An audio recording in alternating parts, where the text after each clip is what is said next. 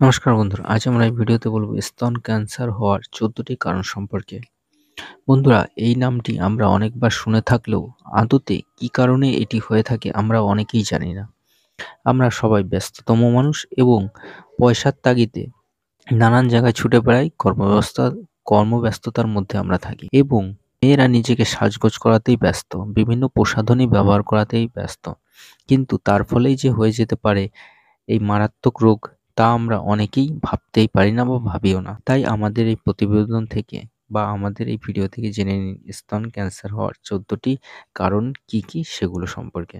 Breast বা স্তন ক্যান্সারের নারীদের জন্য এক আতঙ্কের নাম, এটাও অনেকেই বলে থাকেন। সমগ্র বিশ্বে নারীদের ক্যান্সার জনিত কারণের মৃত্যুবরণের অন্যতম প্রধান কারণ এই ব্রেস্ট ক্যান্সার। পশ্চিম বিশ্বে এর প্রাদুর্ভাব বেশি থাকলেও এখন সাউথ ইস্ট এশিয়ান দেশেও এই রোগের প্রকোপ বেড়েই চলেছে দিনে দিন। স্তন ক্যান্সার অন্যান্য দেশেও পরিমাণে বেশি হচ্ছে।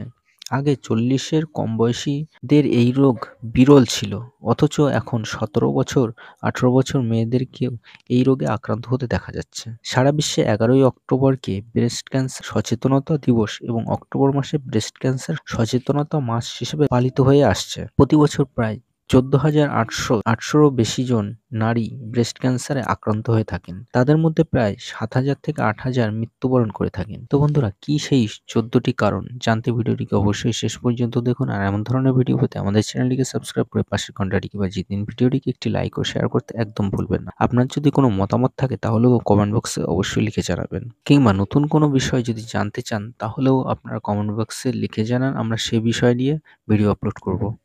আসুন তাহলে কথা না বাড়িয়ে আমরা একে একে জেনে নিই স্তন ক্যান্সারের কারণগুলো বা 14টি কারণ কি কি। স্তন ক্যান্সারটা কি সেটা আগে একটু জানার প্রয়োজন।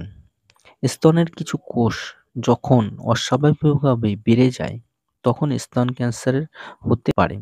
তখন এই অনিয়মিত বা অতিরিক্ত কোষগুলো বিভাজনের মাধ্যমে টিউমার বা পিণ্ডতে পরিণত হয়ে থাকে এবং রক্তনালী, লসিকা বা অন্য মাধ্যমে শরীরে বিভিন্ন জায়গায় ছড়িয়ে পড়ে।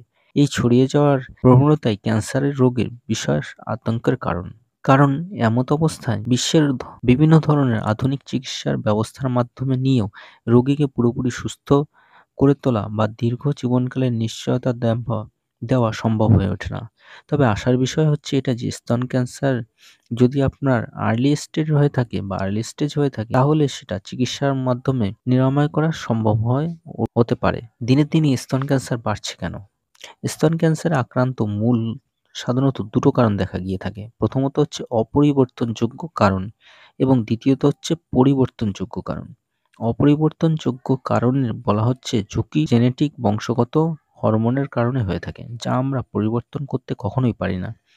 আবার পরিবর্তনযোগ্য ঝুঁকিসমূহ পুরোপুরি আমাদের নিজেদের হাতের মধ্যেই থাকে, যা ইচ্ছা করলে আর একটু যদি সাবধান থাকা যায় তাহলে এগুলোকে এড়িয়ে যেতে পারে। তাহলে আসুন আমরা এই সম্পর্কে জেনে নিই। যেমন অনেক বেশি বয়স পর্যন্ত যদি বিয়ে না করা হয় এবং 30 বছর বয়সের পর নারীদের প্রথম সন্তানের মা হওয়া কিংবা সন্তান না নেওয়া মহিলাদের স্তন ক্যান্সারের ঝুঁকির অনেকাংশ বাড়িয়ে দেয়। 2 হচ্ছে সন্তানকে নিয়মিত বুকের দুধ যদি না পান করানো হয় তাহলে সেই বাজে অভ্যাসের কারণেও স্তন ক্যান্সারে আক্রান্ত হতে দেখা গিয়ে থাকে। 3 নম্বর হচ্ছে অতিরিক্ত ফ্যাটযুক্ত খাবার যদি খান এবং খাদ্য তালিকায় একেবারেই যদি শাকসবজি না থাকে, তাদের ক্ষেত্রে স্তন ক্যান্সারের আক্রান্তর ঝুঁকি সবথেকে বেশি পরিমাণে হয়ে থাকে।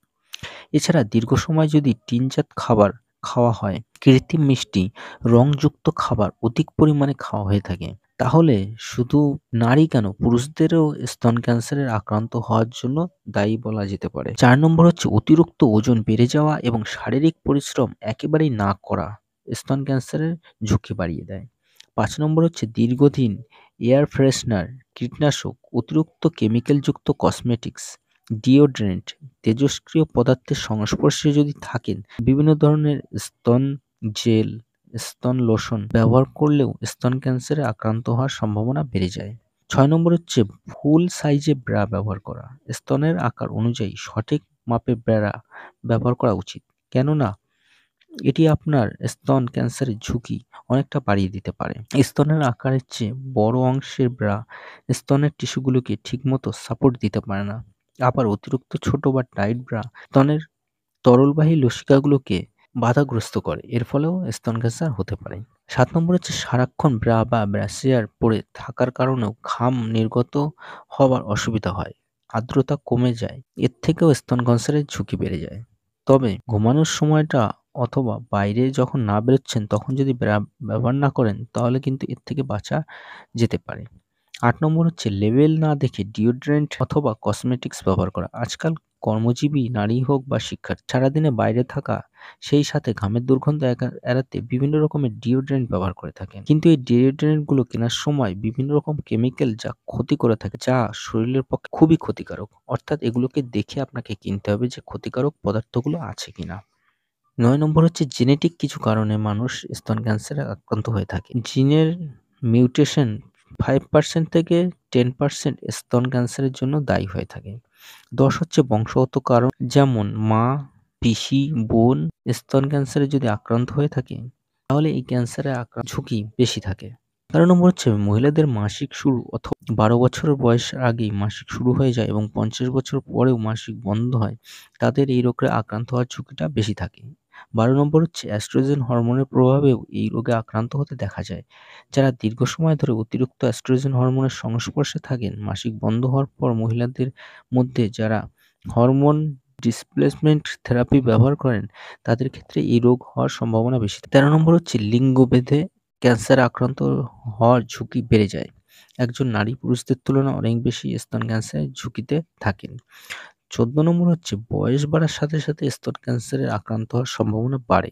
বিশেষ করে ৫০ বছর বয়সের পর এই ঝুঁকি অত্যাধিক পরিমাণে বেড়ে যায়, যা পরিবর্তনযোগ্য মোটেও নয়। তো বন্ধুরা, ভিডিওটি কেমন লাগলো কমেন্ট বক্সে অবশ্যই কিন্তু লিখে জানাবেন। আপনার যদি কোনো প্রশ্ন থাকে কমেন্ট বক্সে লিখে জানাতে ভুলবেন না। আপনি যদি প্রথমবার আমাদের চ্যানেলে এসে থাকেন তাহলে আমাদের চ্যানেলটিকে সাবস্ক্রাইব করে আমাদেরকে সাপোর্ট করুন। ভিডিওটিকে একটি লাইক ও শেয়ার করতে একদম ভুলবেন না। ভিডিওটি শেষ পর্যন্ত দেখার জন্য অশেষ ধন্যবাদ।